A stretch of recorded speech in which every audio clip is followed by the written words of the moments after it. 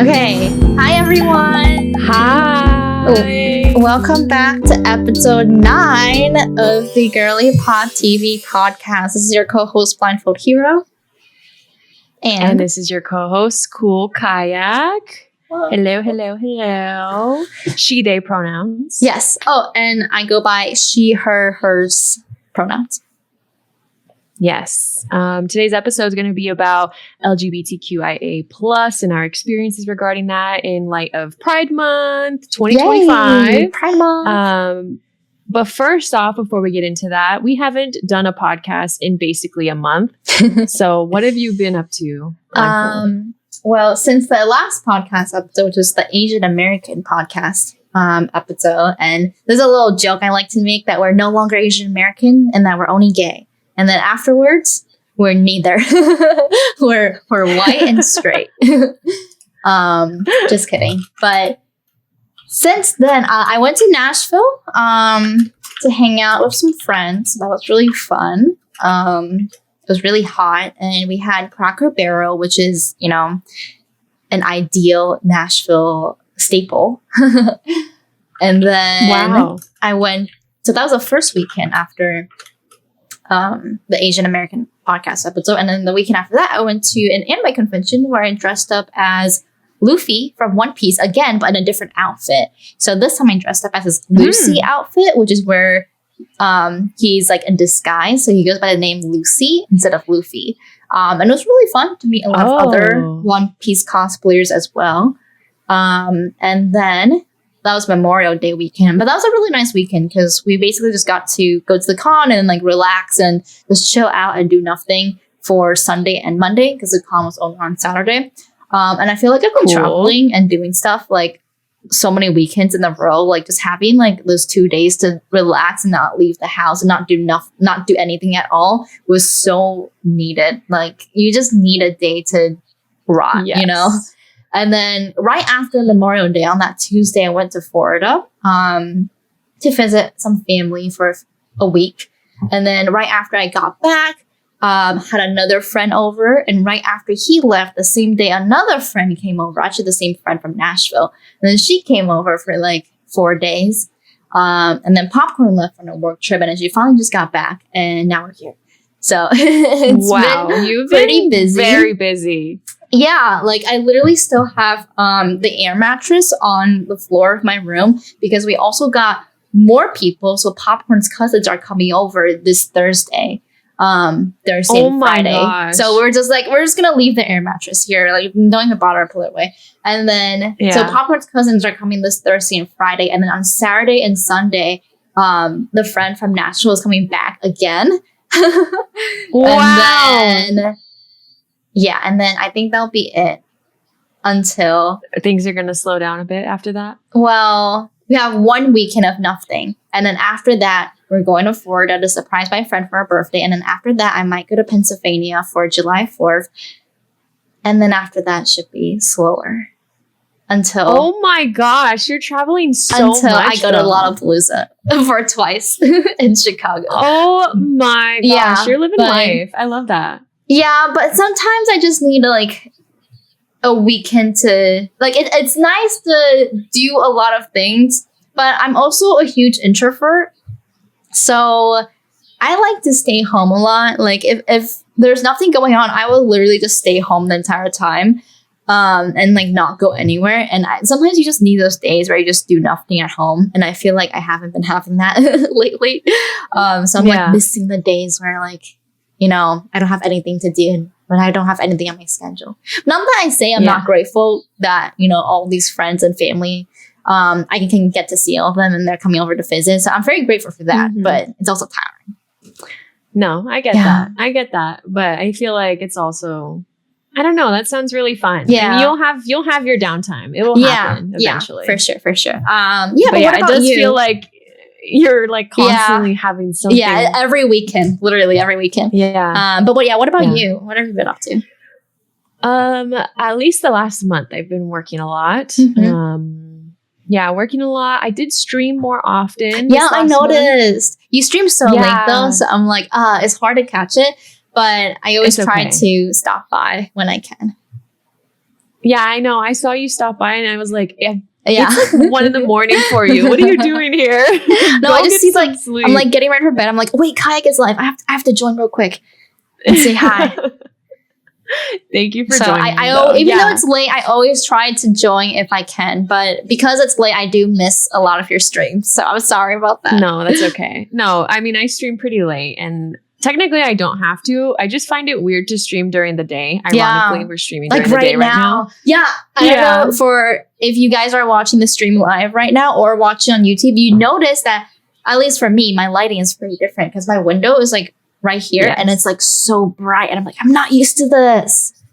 Yeah, same. Like I don't have to turn on my lights and I don't have a colorful lighting behind me, and usually I do. So but you're not going to be able to see it because I have a window and all that stuff. So it's like, why even bother doing the fun lighting? But yeah, that's pretty much what I've been up to, is just a lot of streaming, working more. I've had more hours this last month, so I've been more busy with that. I haven't been traveling, not yet at least. I think that's going to be coming later in the year. But right now, that's just been my life. It's just social media, more hours at work, and trying to decompress. I think that's the biggest thing, trying to decompress.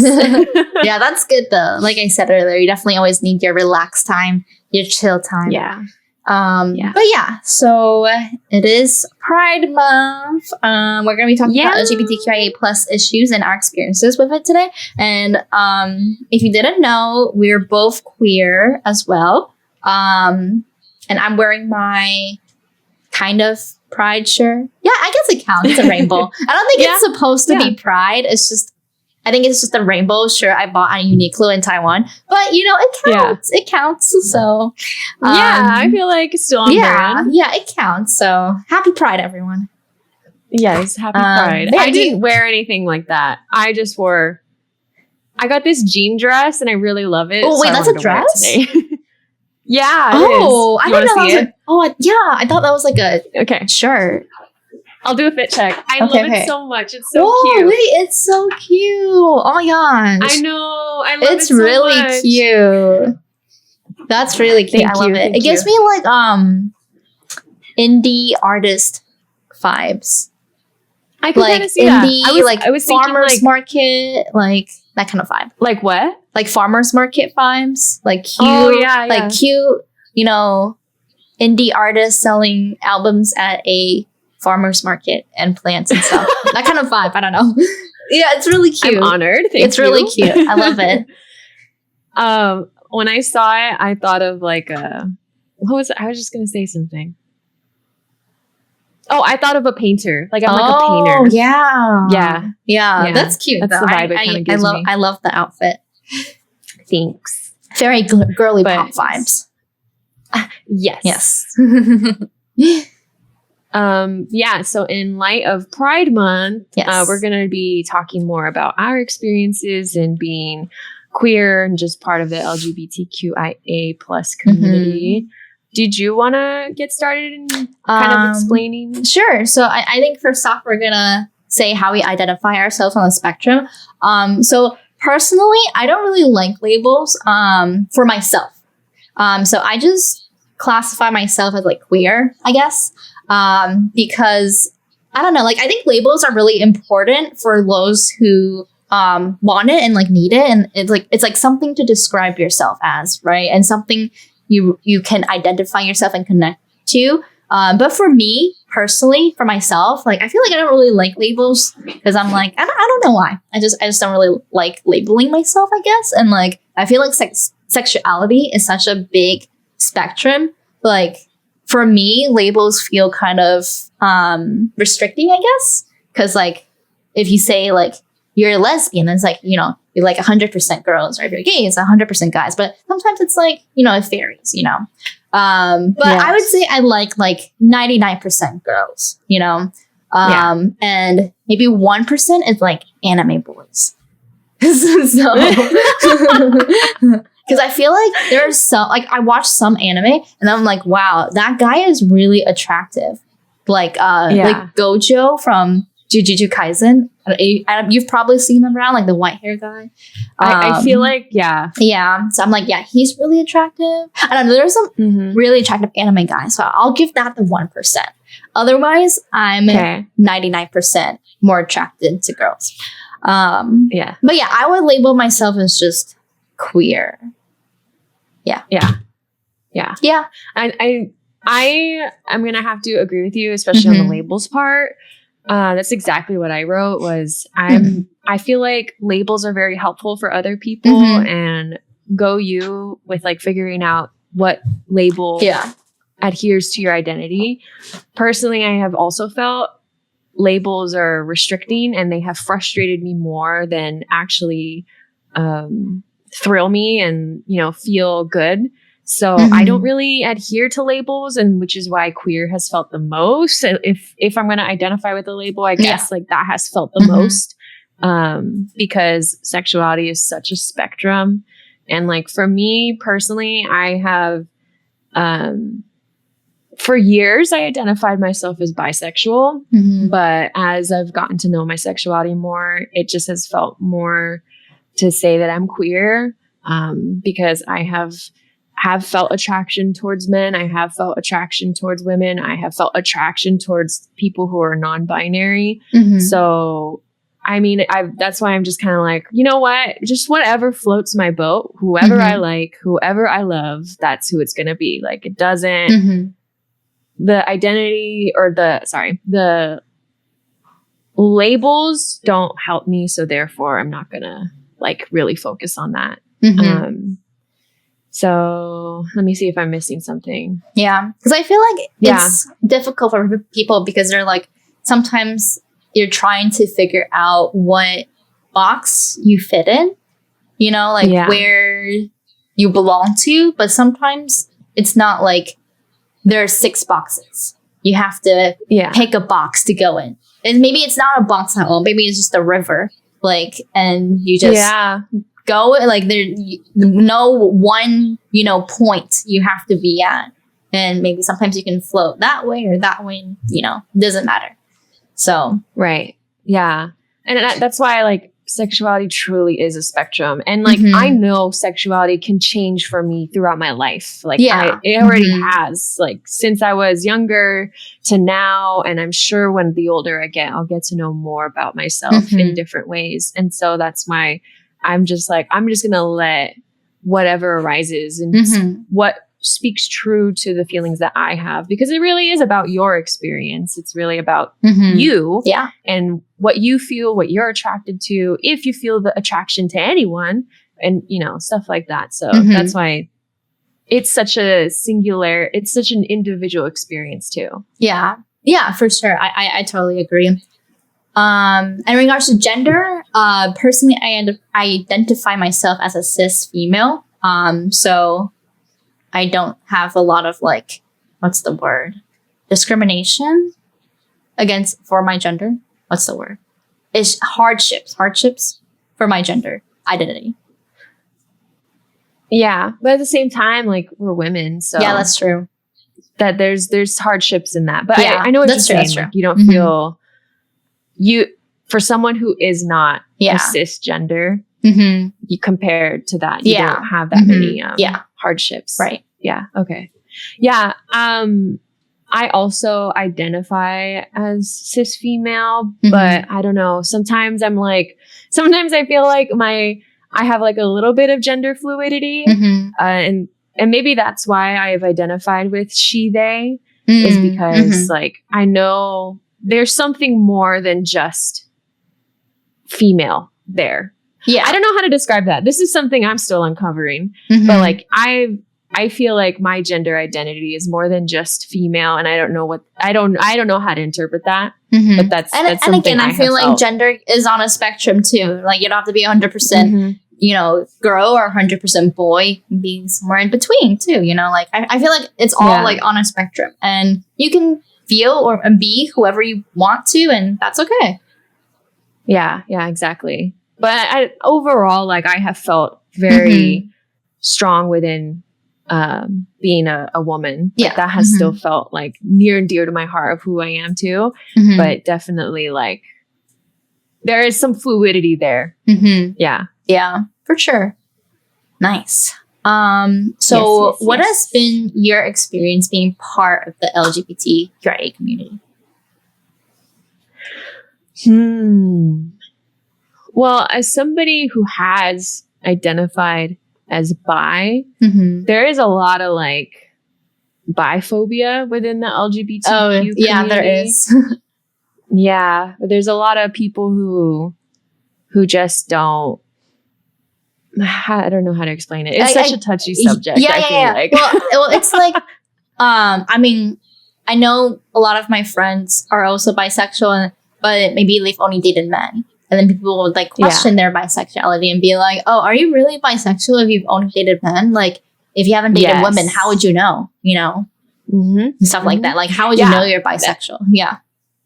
Exactly. That is something that I have encountered where people have questioned my sexuality. And I have only dated men too. And especially if you like get married to a man, or even if you get married to like a woman, they're like, if you're a female, and then they would be like, oh, like, so you must be straight / so you must be lesbian, you know, especially because you're married to, you know, that person. They're like, oh, so it's endgame, you know. But no, like if you're married to a guy and you're a girl, but you're bisexual, even if you get married to a guy, that doesn't erase your bisexuality, you know. Yeah. So I know there's a lot of biphobia in that regard. Yeah.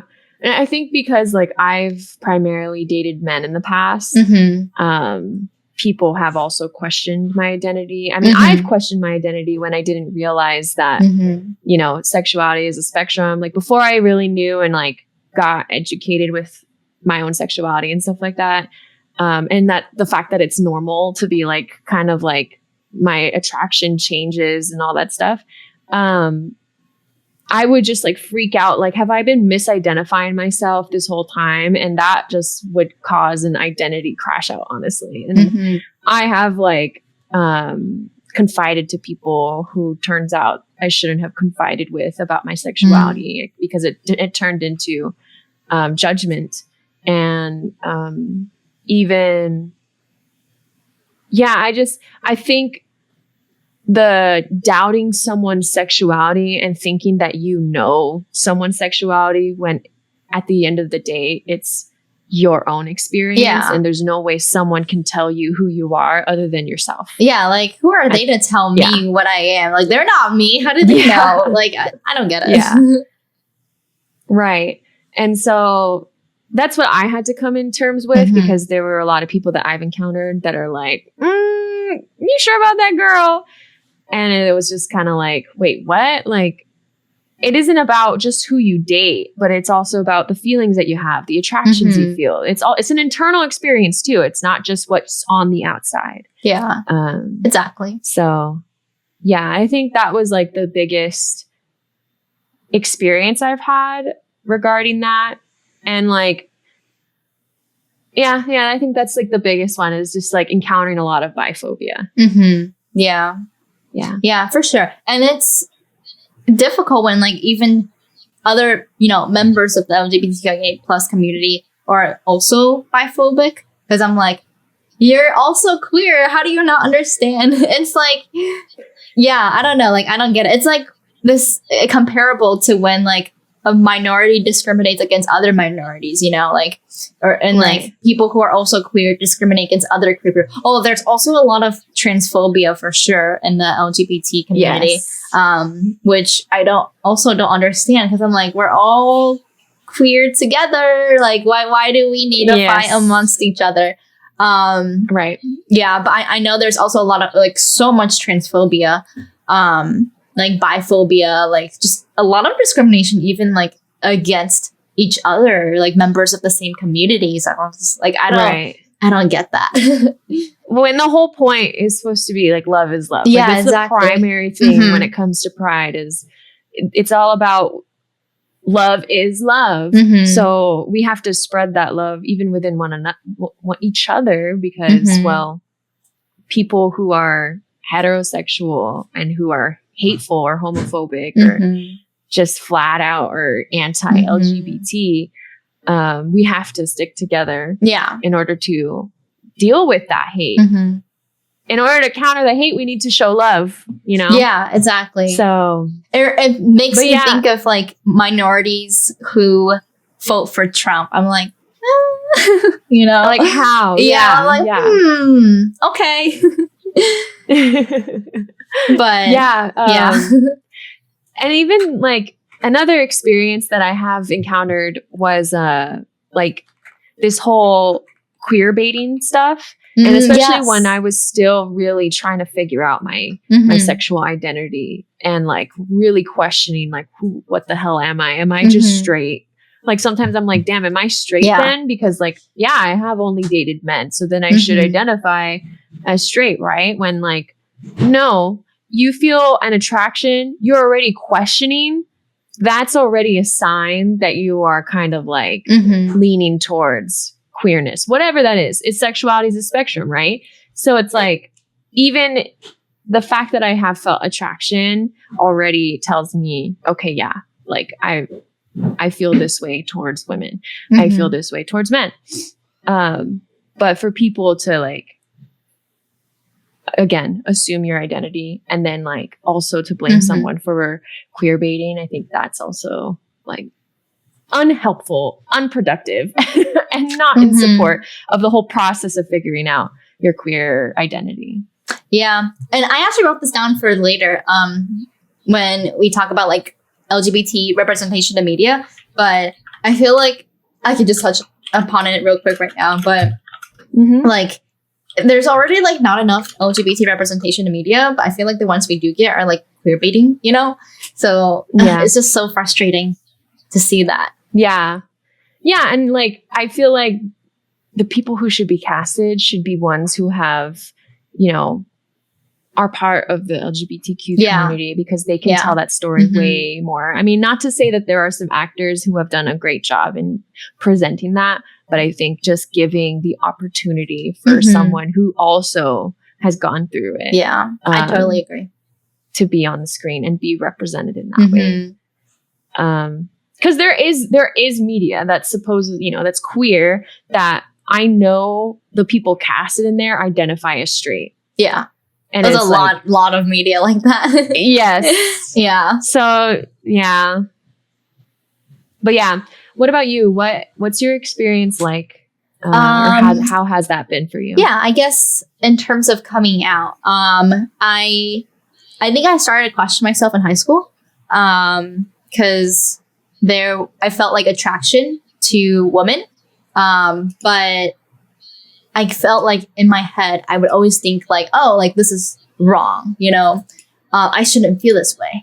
Especially kind of like my upbringing and how I was raised in a more, you know, like Asian American traditional household.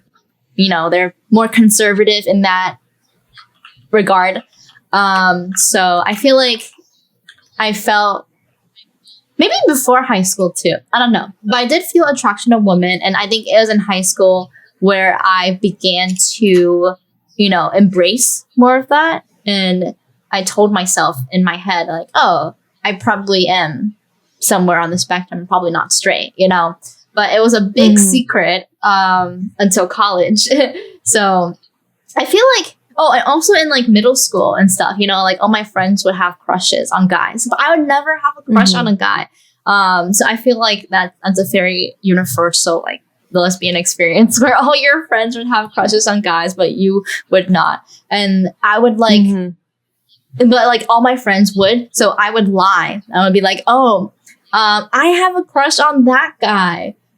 And they were like, oh, you do? But I didn't even know his name. I just like pointed to a random guy. And like I learned his name later. And then I was like, okay, I guess I'll have a crush on him because all my other friends have crushes on guys too. So I think I feel like if I don't have a crush on a guy, that means I'm like an outlier. I'm weird, you know. I don't fit in because everything, like it was like 7th grade, okay, like 6th grade, like everything middle schoolers talk about would be like, ooh, crushes, you know. So, and then I kept it up for like a year. I'd be like, yeah, I like this guy, you know. And then I think and then for like, you know, in middle school, for Valentine's Day, you can even send like, secret, like, I don't know if your school did that, but my school, you can send like, you can pay like $1 and then like people pass out like, flowers and chocolates. So like the person you tell them to, they're like love grams or whatever. I don't know. Oh, like, I think we something did do that. like I think we also did like the music. Yeah. Where I see people sing to you. Yeah, something like that. So I did that for the guy I quote unquote had a crush on. Because all my friends were doing it too. So I was like, okay, I'll just do it for him too. So I even did that. Oh my gosh. But I like barely even knew his name, like I barely even knew him. So, so for the longest time, I was like lying about having crushes on random guys, even though I didn't feel anything, like literally 0% of attraction towards them. And then in high school, I started to realize I had attraction towards women. But I kind of kept that secret to myself. But then in college, I feel like in high school, I accepted that I had attraction to women. But I didn't tell anyone because it was like a big secret. And I thought that I would never be able to tell anyone. Because back then in high school, like all my friends were straight, Yeah. And then obviously I couldn't tell my parents. So I would just be like, yeah, like this is probably a secret. I'm good. Like I remember literally telling myself that in high school. I was like, yeah, this is probably a secret I will like have to keep for the rest of my life. Like I'm probably going to go to the grave. I'm probably going to die with this secret. And like no one will ever find out that I'm queer because I just can't tell anyone. Like I genuinely thought I would die with this secret. And no one would ever know. I think rewind. I think it did change a bit in high school because my friends were straight in like sophomore, freshman year. But then in junior year, I met some new friends that were queer. So I feel, and they were like very openly queer, and then we would go to like anime conventions together. That's how we met through our, love for anime and cosplaying. And then they were very openly queer about it. About their sexuality, and they were, I think a lot of them were bisexual. So because they were so open about it, it made me feel a bit more comfortable in myself as well. But I was still scared to tell them, like even if they were very openly queer and like accepting, obviously, they'd be like, oh yeah, like Christina's like straight and stuff. And I'd be like, yeah. Like I would still feel afraid to tell them, even though I know they're accepting for it. And then, those were the same friends that also introduced me to Tumblr, nice. Throwback to the past. But I feel like this is kind of cringe, but Tumblr, I felt like really made me feel more comfortable in my sexuality because like everyone on Tumblr is gay. So everyone posts about gay stuff on Tumblr. So I would see that content all the time on the internet. Be like, oh, okay, maybe it's okay. Like with the help of like Tumblr and like online friends I met through there, and with my friends in high school, it was making me realize, like it's okay. It's okay to be gay. It's okay to have these feelings, right? Yeah. But I still like, because of my parents and how I was raised, I still like would not be able to, tell them that, like, I was like, yeah, being gay, cool, but I could not tell anyone that I was gay, So, right. But I think that changed when I went to college because I remember coming out for the first time in my life to my friend at college because I feel like I made like such, close and such real friends in college, and then, but they're all straight. But they would always be like, oh, like, Christina, like, do you have a crush on anyone? Like, and then for, like, every guy I talked to, they'd be like, oh, do you have a crush on him? Like, you talk to him a lot. I'm like, no, but I finally came out to them, and they're, like, some of my closest friends that I still have today at the end of my sophomore year, actually. So I met them like in the beginning of freshman year. So I came out to them at the end of my sophomore year of college. And that just shows like how afraid I was to tell them because I was literally friends with them for 2 whole years before telling them. So that just shows like how, like how much I kept it, hid it inside. Right. Yeah. So I finally told them, and it took me, I told them like one by one. So the first friend, it took me 3 hours to tell them. Because I felt way. Yeah, because I remember, I don't know where we were.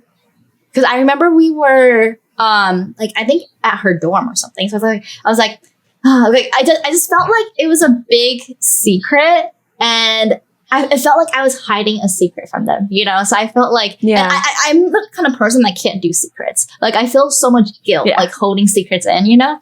So I felt like it was a big secret. I had to tell them, you know? And, like, they always, like, would, like, tease me about guys and stuff. I'm like, I have to tell them. They're my best friends, you know? So I finally told my first friend, like, and still my best friend to this day. And it took me 3 hours to tell her because I was so scared. I was like, I have to tell you something. And then she thought I was like angry at her or something. And so she got like scared too, you know, because it was like, we need to have like a serious, like we need to have a real conversation. I was like, I need to tell you something. So she thought like it was something serious. I mean, it is something serious, but she thought like I was mad at her or something. Right. And then I was just like, I couldn't get the words out. Like it was so awkward and embarrassing thinking back about it. It took me 3 hours to just say the words, I'm gay, you know? And I don't even think I said it. I think she just guessed. I think by the end of the 3 hours, she just said it for me. I don't even think I said it myself. And then the second friend I remember it was at Chick-fil-A, ironically. Interesting. Yeah. And we were eating because we loved eating Chick-fil-A all the time in college because it was like right on campus. So ironically, it was at Chick-fil-A. And then I came out to my second friend, and the first friend I told, she was also there with me for moral support. And that time, it only took 2.5 hours for me to tell her. Okay, 30-minute decrease. Yeah. And then the third friend, I just remember this so clearly. The third friend, I told her at the at a theme park at the lazy river. At the theme park. So we were literally in the lazy river, you know, like the lazy river where you just like, you're in like the tube, like the circular tube, you know, and then we just like go around. We went around that tube like 20 times because I was trying to tell her. We went around it was a big lazy river. We went around the lazy river like 20 times. Oh so my god! I just kept. I was like, I like.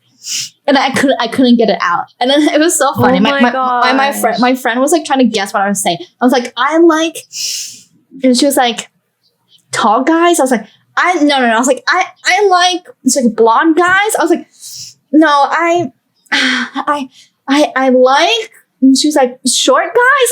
Like, she was just trying to guess. Yeah, at that point, like, no one wanted to know because they're like, I'm done with this. I don't want to sit with you for another 3 hours. And then I finally told them and they were like, okay, cool. Like, it was not a big deal at all, you know?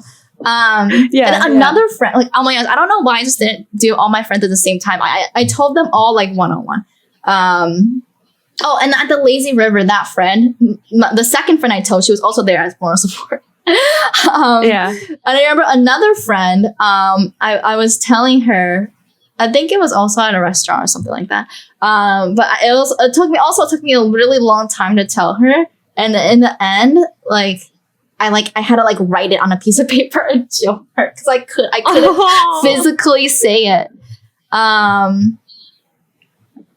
So that was really rough because each time I told someone, the time like slowly decreased, but it was still like 2 to 3 hours every single time that I told them. And I had a lot of friends. So it didn't get easier. It didn't get easier. Look at you now though. Yeah. Like you're just openly talking about it now. Yeah. Which is why I feel like I was kind of like, okay, not gonna lie, I was like kind of like anxious about this podcast because I feel like I'm like still a little uncomfortable talking about my sexuality, you know? Like even when I first met you, I'd be like, yeah, me and Papa are just roommates. But then it was Wait, really? Yeah, I think so. Or not like we were just roommates. I didn't like deny that we were dating, but I was like, yeah, I didn't say it like outright. That was with the whole community too. I think I knew that you guys, because we talked more eventually. But I think initially you guys would talk about. I feel uncomfortable. Roommates. I don't know. I think it's my internalized homophobia. But so literally yesterday, Popcorn and I went to get dinner together, and then the server was like, "So, are you guys sisters?" And then I was like, "No, we're roommates." And then she was like, "Oh, that's cool. Do you guys get along well together as roommates?" And I was like, "Yeah.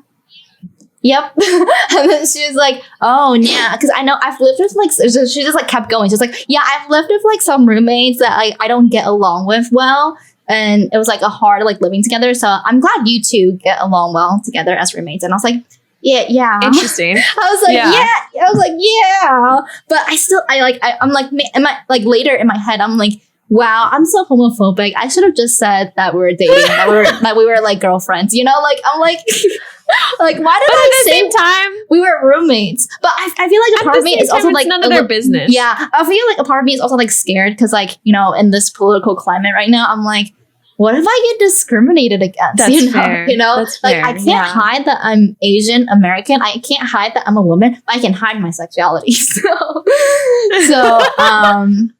a part of me is always like, yeah, what if they discriminate against me? So that's why I'm like a little reluctant to tell other people, you know, that especially like strangers I don't even know. But also I think it's a little internalized homophobia as well. Yeah. But yeah, anyway, back to sorry if this is getting really long, but back to college.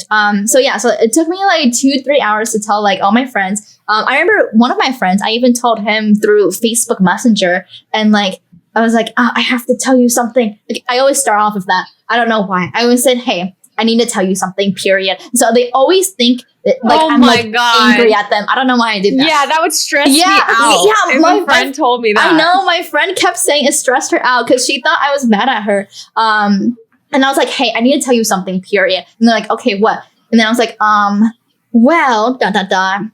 Something I've been, building up for a really long time, but I really wanted to tell you, but I'm afraid and I can't tell you. And then that would go on for the next 2 hours where I like couldn't spit it out because I was just so afraid, you know? So obviously they all thought I was mad at them. Obviously they all thought they were going through like a friendship breakup, but I was just trying to come out to them. I couldn't say it. I couldn't say it. I would literally think like, oh my God, I must have done something wrong. I know. Like something I've done has like messed them up and I wouldn't, or messed her up. I wouldn't know. Yeah, exactly. And literally at the end of it, one of my friends got so annoyed. They were like, "Just say it." And I said that, and they're like, "Okay, why did you drag that out for so long?" I'm like, "I don't know. I'm sorry. I was scared."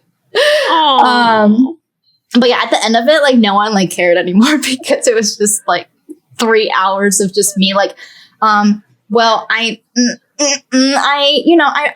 think I'm, it was just that for like 3 hours. So it was kind of cringe, but, wow. Yeah. If I heard the end of that conversation, like you coming out, I would have been like, oh. Yeah. No, that's exactly what all my friends were like. That's exactly what they were like. But just imagine like 3 hours. Like 3 hours is a lot longer than you think. Imagine just 3 hours of me just being like, well, I really want to tell you, I think I would get a little impatient, like, out with it. Out with it. Say it. I know. All my friends wanted to strangle me at the end of that. But yeah, I remember one guy, I told him through Facebook Messenger, and the first friend I told, like my best friend, she literally like had to send the message to me. Like I typed the message out. I was like, "I'm gay, period." I was like, I can't send it. And she's like, "Why don't I just do it for you?" I'm like, "Okay." And she's like, "Enter." And I'm like, "Ah!" And I ran away. I closed my laptop. And I was like, I can't look at it. And it was like, he's typing. Da, da, da. And I was like, I can't look at it. Yeah. But then he was like, "Cool." But like, I haven't had a single bad response, at least for my friends. Like none of my friends, like all my friends were like, "Cool."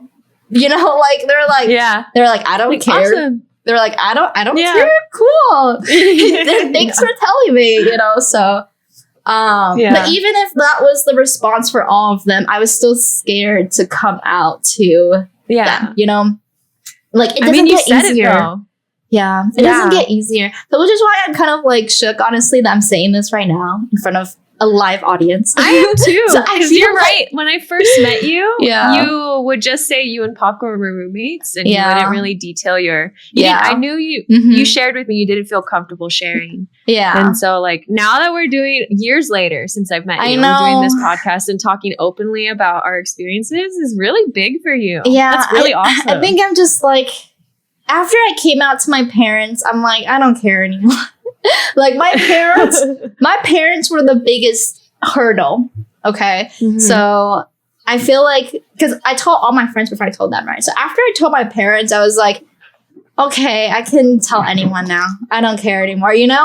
But before I told my parents, it was just such a big, you know, such a big deal.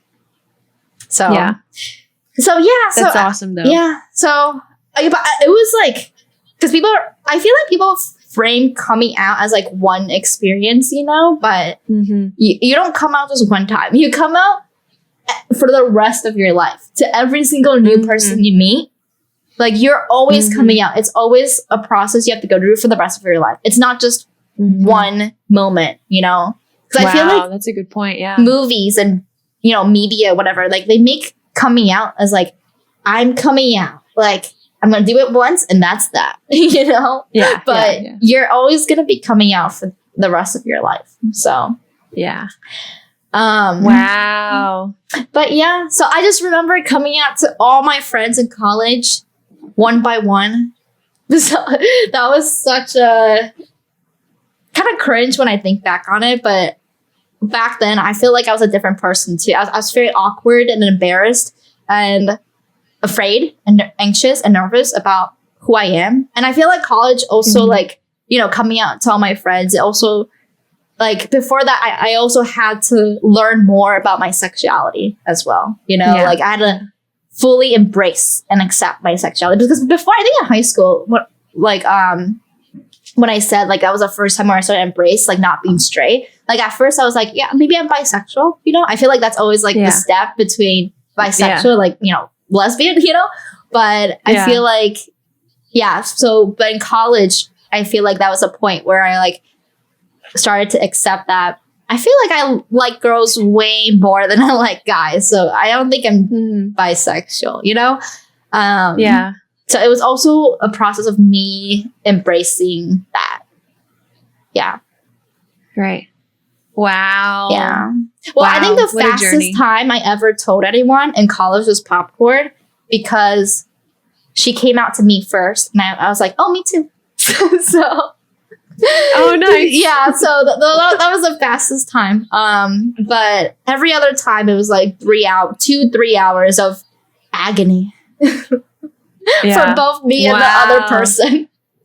But I think even now, like I said earlier, I still have some like internalized homophobia and stuff like that for sure. So it's definitely still a work in process of accepting my sexuality for me, like even today, like even if I'm like talking about it like to you and I live on stream right now, which like you said is definitely, I feel like, a big step for me. But still like there's still a lot more for me to work on, I think, in terms of like accepting who I am. I feel the same way. Wow. Interesting. You know, when it comes to like coming out, I didn't really like come out like I did tell my mom, and I framed it as like, Mom, I like girls too. Yeah. And she was just like, nah, that's just a phase. It's okay. And I was like, okay. Oh yeah. Yeah. They always like, say that. They're like, you'll get over it. Yeah. Yep. It's dismissed. And I just kind of left it at that and was like, you know what?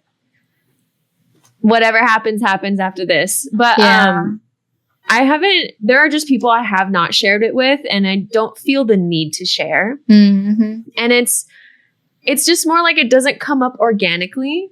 And I don't know, I guess it would be like, they'll find out when and if I ever get a girlfriend, Like if I were to get a girlfriend, that's kind of when they'll find out. Yeah. Because I don't think I would be, I don't think none of my family would ever like hatefully say something. Yeah. And I think I would be in the position where I can speak up towards my family if that were to happen. But I don't feel the need to be like, hey, let's sit down. I think coming out experience, let me just phrase this here. I think a coming out experience is up to the person. I think if you feel the need to come out, do it. If you don't feel the need, there's nothing wrong with that either. Yeah, I totally agree. Like you don't need to, and like straight people don't come out. You know, like like why do gay people need to come out? You know, like why is straight the default? Like people just assume you're straight until you come out, but I don't think you should assume anything. You know, right? Like, exactly. Straight shouldn't be the default. Why I just don't really feel the need to be like, "Hi, everybody." And that's just my experience. No, I totally agree. I mean, like if someone asks, like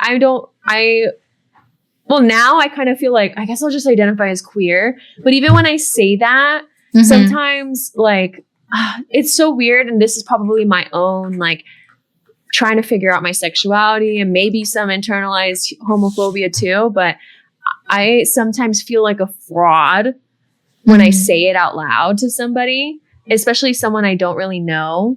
Because like I've introduced myself to someone like in this like creative realm. And I was like, as somebody who's also queer, because they were queer, like just hearing your experience is like pursuing the arts and you're also queer is so inspiring to me. I was like trying to tell them that. But even while saying it, I feel so scared saying like I'm also queer.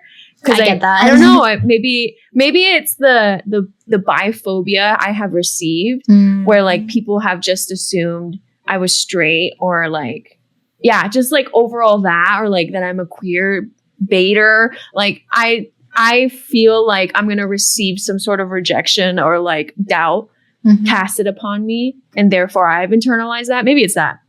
But either way, I think that's something that I've dealt with so far with like even just coming out to strangers today, like even now where I'm like, oh my God, I just said that. I just said that to someone.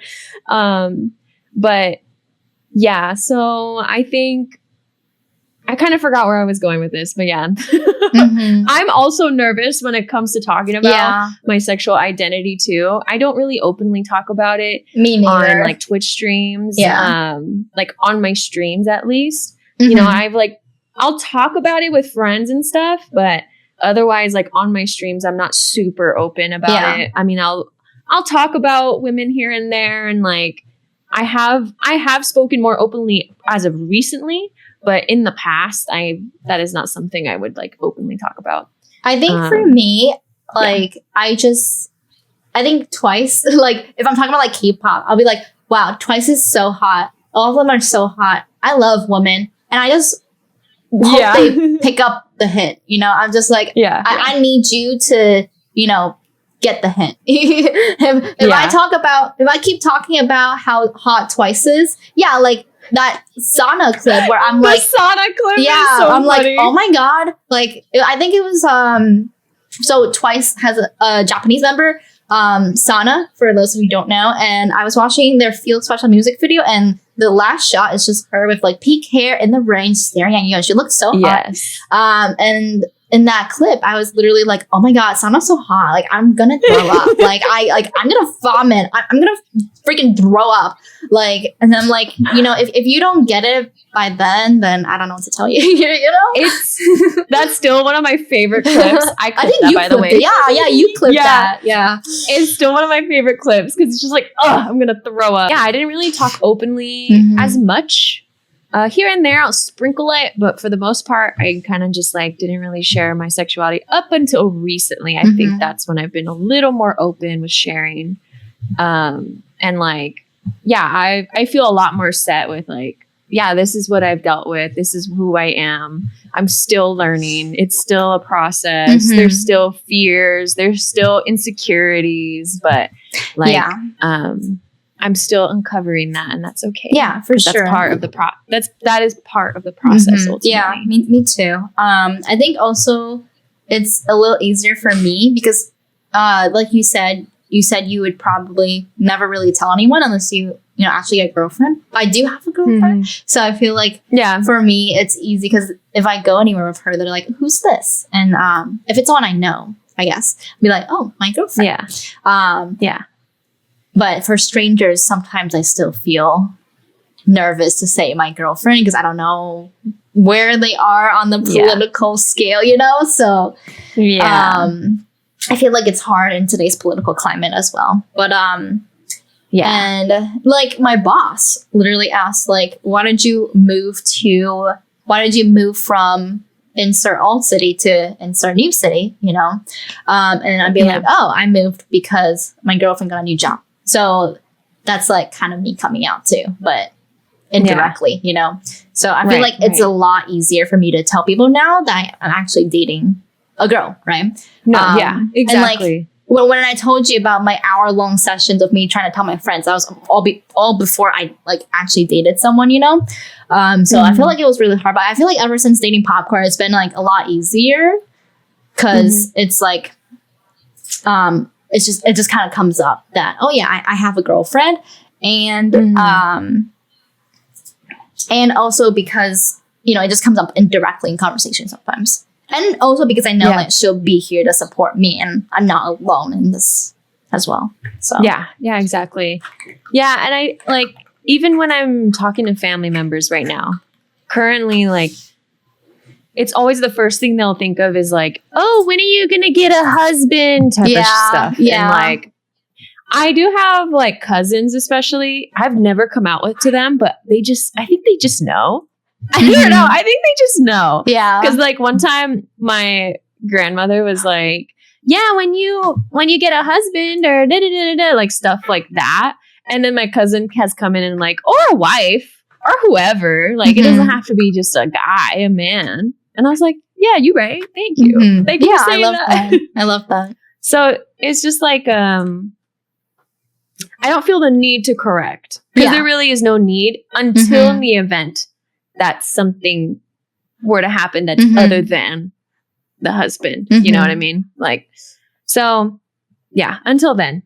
But otherwise, like there have been moments though where I'm like, should I say something? Because I feel like there's a lot of assumptions that it's just going to be a man that I'm going to, that I would be with, but it's not.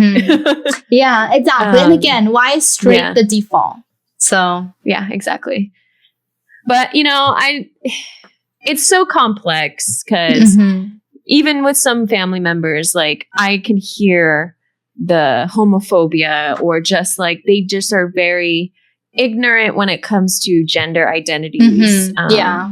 That I think it's trickier especially for older people too, because that's not what they grew up with, I guess. Not saying that gay people weren't around back in the day, because obviously they were, but just saying it as in like the presence of the internet, So I feel like the internet really contributed to people being able to find a community, share ideas, and just let other people know that there are more people like them, like us, out there as well.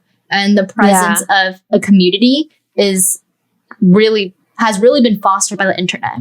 So it feels like there are quote unquote more gay people now versus like back in our parents' day. Not that there weren't any gay people, but because of the internet. But I agree. There's more exposure and visibility. That's the word. But yeah, like going back to what you said, I think just like especially like older people, like they don't quite get it because that exposure wasn't there for them back in the day. That's kind of what I basically hear is like, oh, I never heard of that, and therefore it's not real, or therefore that shit's made up. And it's like, well, no, not necessarily. You just weren't around it, and that's that. Like there's more access to information nowadays. Yeah, exactly. So you see it more. And I've heard things like that where it's like, it's all basically like by erasure or just like like even just the concept of non-binary is very off-putting to older people because they have no idea what that means. They think it's made up. They basically erase the idea of other than the binary genders. Like that is like otherworldly to them. Yeah. And so that's why, or at least the older people I've encountered when I've had these conversations with. And I know there's probably old people out there who understand I think being transgender is on a whole nother level of hardship and difficulty that I personally cannot comprehend because I'm cisgender. Same. But so I don't want to speak on behalf of, people who are actually transgender, but I just know it's very, very, very difficult for them on top of everything, like if it's difficult for me, like I can't imagine how much more difficult it'll be for transgender people.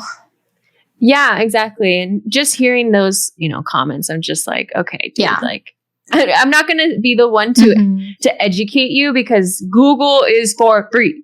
yeah, for real. Research that. Like you're choosing the side, basically. Yeah. You're choosing to Kayak, be it's stubborn fake towards news. It's fake. Yeah. Internet's fake. I'm like, what? But yeah, so it's interesting. Like I've had my mixed feelings about coming out and whether I should or shouldn't. And at the end of the day, I've just realized it's my experience. I'm kind of reiterating the same thing here, but yeah, it's my experience and I'll come out when it feels right. Or maybe I don't need to come out and it just happens naturally. And that's kind of ultimately where I've wanted to place that. Is just, I'm just going to let it happen organically in the way that I want to share my life. Yeah, for sure. I totally agree.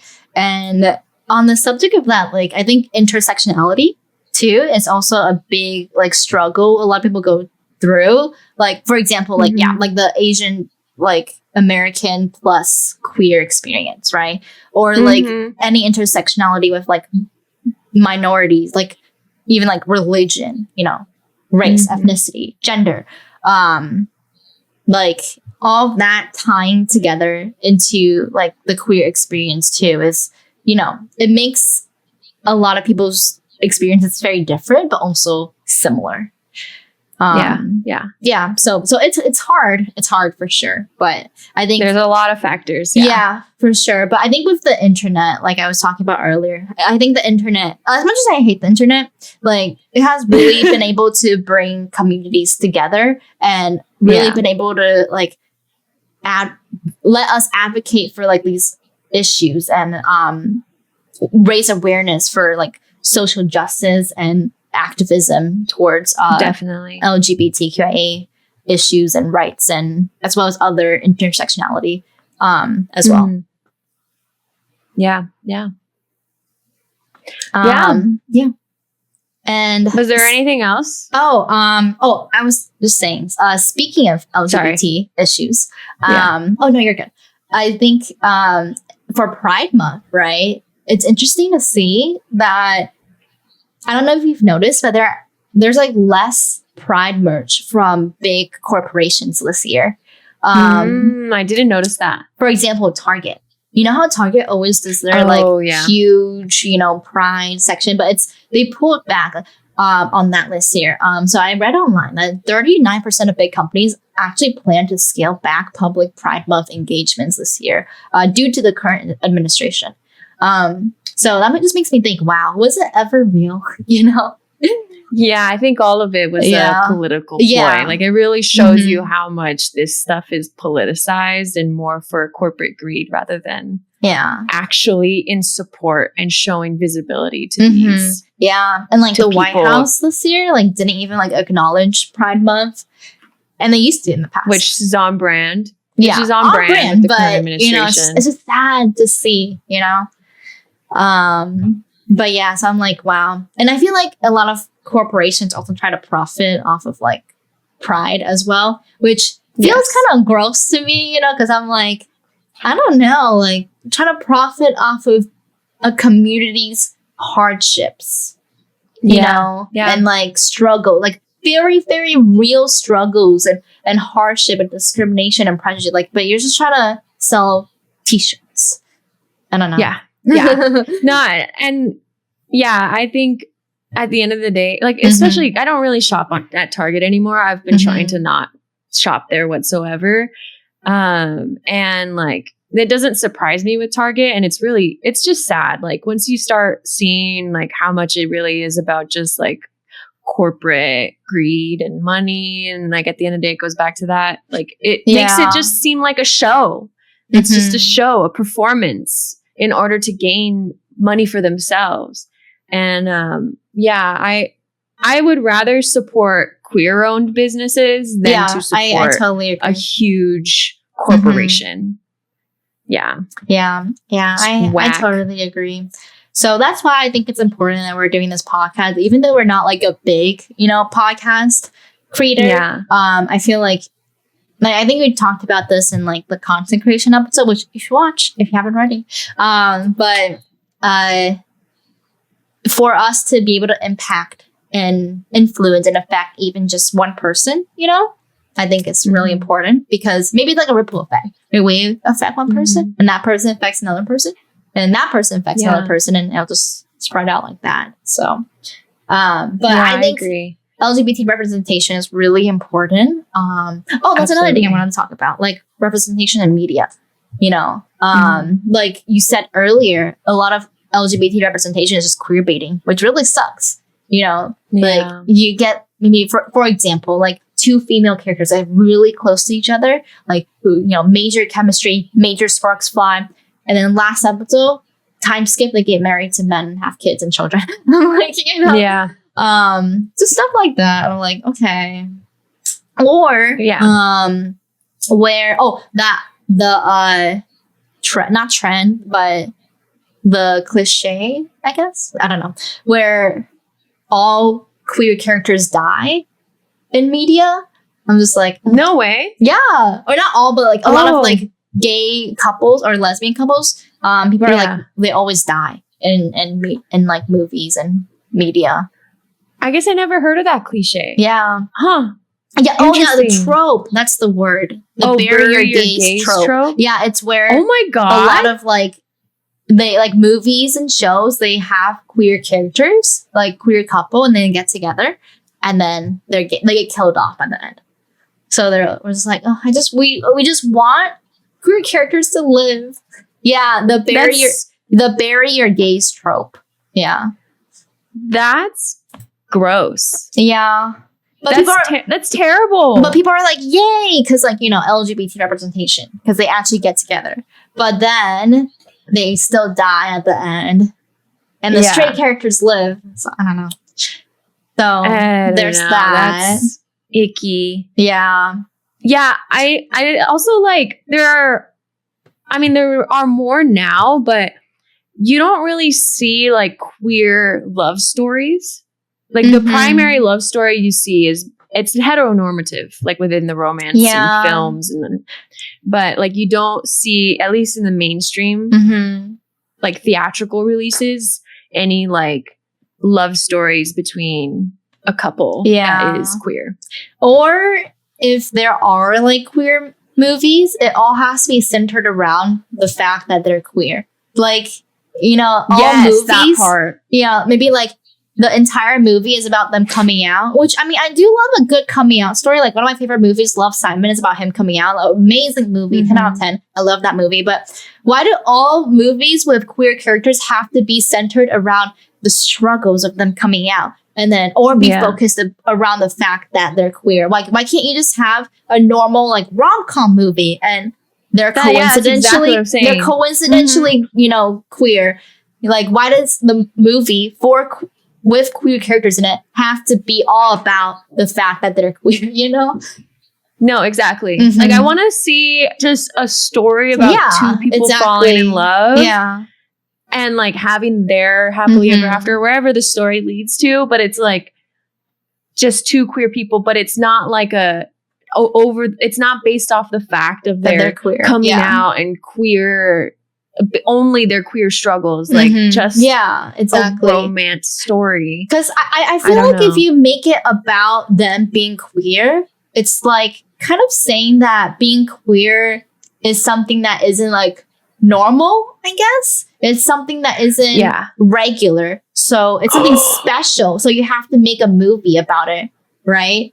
Oh my God. I just thought of this. Yeah. But it feels like it's in order to be able to translate it to a straight person, it feels like it's made for the straight person. Yeah. Like someone who doesn't relate to it. Yeah. They have to make it where it's understandable to them. Yeah. Because if you just have like a normal movie with like queer people in it, you know, and you don't even talk about the fact that they're queer, maybe like straight people would be like, or like straight like ignore people would be like, why are they queer? You know, so you have to throw the fact that they're queer and make that, you know, a struggle the characters have in the movie in order for straight people to understand.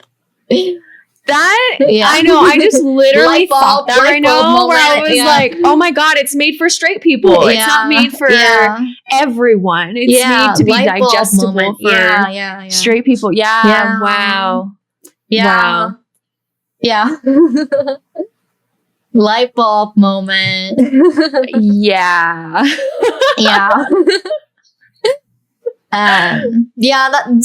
So what movies are for queer people? I don't know. No mainstream ones, at least. You know.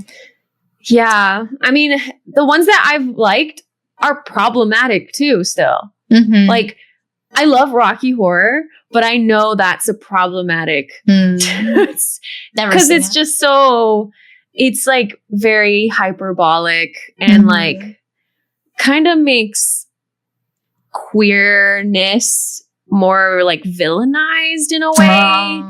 I don't know. And it's just like, I love Rocky Horror, but I know that has to be, I mean, it's really outdated. It's like from the 70s. So that's also another aspect to it. But I totally agree. The landscape of queer media is so limited. I feel like for like queer people, like we constantly have to like dig out media that is queer. You know, like we have to like go find it, you know, but for straight people, every single piece of media is straight, you know, like you don't have to go actively seek it out. But I feel like for gay people, like you have to actively seek it out and you watch it just because there are queer characters in it. Maybe you don't even enjoy the story, but sometimes you watch it just because you enjoy seeing people that remind you of yourself. That's kind of similar to, like, I guess, calling back on our Asian American podcast episode last time. Like, that's kind of similar to that too, where like most characters are white and kind of have to seek out like, you know, movies or media that feature Asian American characters. So that also falls back into like the topic of intersectionality, where like a lot of these, you know, things are kind of combined. They overlap. Overlapped. Yeah, exactly.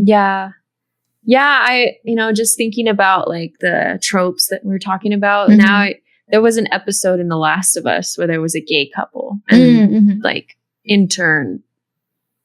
Well, now I just kind of spoiled it, but yeah, they end up dying. That's like another part of the trope. Yeah, or like, that's the bury your gays trope. Yeah, or the queer coded villain trope. That's Rocky Horror basically, where like queer people are just like the villains. Yeah, the villains. Yeah, and I feel like shows with actually good LGBTQIA plus representation, they always get canceled. You know, they always get canceled. Like if you have a good representation on screen, then suddenly next day that show is canceled. Yeah. So, or they don't allow you to show like a kiss explicitly on screen, because a kiss between gay people is so much worse than watching straight people like do it on screen. You know, that's so much worse. Yeah. So we definitely need. Oh, go ahead. I was just saying we definitely need more representation in the media. Definitely. Yeah. I was going to ask if there was anything like physical media, maybe like books or anything that you've read or seen other than movies. I liked this one a lot. I think I told you about it in our favorite media podcast episode. It's called The Last True Poets of the Sea. So it's a very... You did tell me about that. Yeah, it's a very poetic book. I really like the story around it, and there's 2 characters in it that's queer. One of them is actually the main character, so they're not just side characters in it. And they don't make being sorry, that's kind of a spoiler, but it's okay. They don't make being queer like a plot. Like they just are. Yeah. They just which are is so queer. Like they don't make it a big deal. They don't make a plot. They don't make it a hardship or struggle. Yeah, it's just that's what they are. Like they don't even like talk about the fact that they're queer. They just like get together with someone with the same sex, but they don't even like It's just normalized, you know. So I like that. Yes. So that was in the last True Poets of the Sea. Mm-hmm. Nice. I don't really read a lot of books, so that's the only book I can remember. Yeah. Other than that, there's just movies for me. I don't think I've read a lot of queer books either. I mean, I do have this book. It's by Alok, who is a non-binary trans femme person. And it's a poetry book. Oh, you have I went to their nice. Yeah, I went to their they do stand-up comedy too, and it's very like queer based. Like it's definitely like the topics are revolved around being queer and like straight and stuff like that. Or straightness, I guess I should say. And like they have a way with words that I don't know, the way they eloquently describe their experience it feels otherworldly, but so raw and so real. And so this is like one of my favorite. I love reading their poetry, and this is a poetry book that they have called Your Wound, My Garden. I think they also have another poetry book. I forget what it's called, but that's one of the poetry books that I got when I went to go see their poetry, or not, their stand-up comedy. They also had a book talking about the binary how the world is made up of binary genders and how it's not necessarily as binary. And they kind of go into it, and that kind of like opened my mind regarding gender. And it's a really short book. If you want to borrow it, because now that I've read it, I just like hand it over to people to read it because it's such a short read. So if you ever want to borrow it, but it's very interesting to hear more about gender and it being just outside the binary rules that humans have put on it. I love that. I'll come over tomorrow and pick it up. Yeah. Oh wait, I'm actually coming over after the podcast for dinner anyway. So I'll for spaghetti. Yeah. Okay. Cool. I'll hand it over to you. Yeah. Bring the book. I'm interested. Yeah. Cool. Okay, cool. Anyway, that reminds me, in college, I went to this Asian American conference. And there's a speaker there. I think their name is Paul Tran. So I might be remembering that wrong. But I think their name is Paul Tran. And they did like stand-up poetry, which is where they read their own poems live. But they didn't like read it, like just like reading it. Like they read it with like, I don't know, like enunciation. Like it felt like I was listening to like a whole story. And like it was very like dramatic, I guess. I don't know. Kind of like slam poetry. Poetry. Yeah, like it was very like enunciated, like very dramatic, very potent, you know?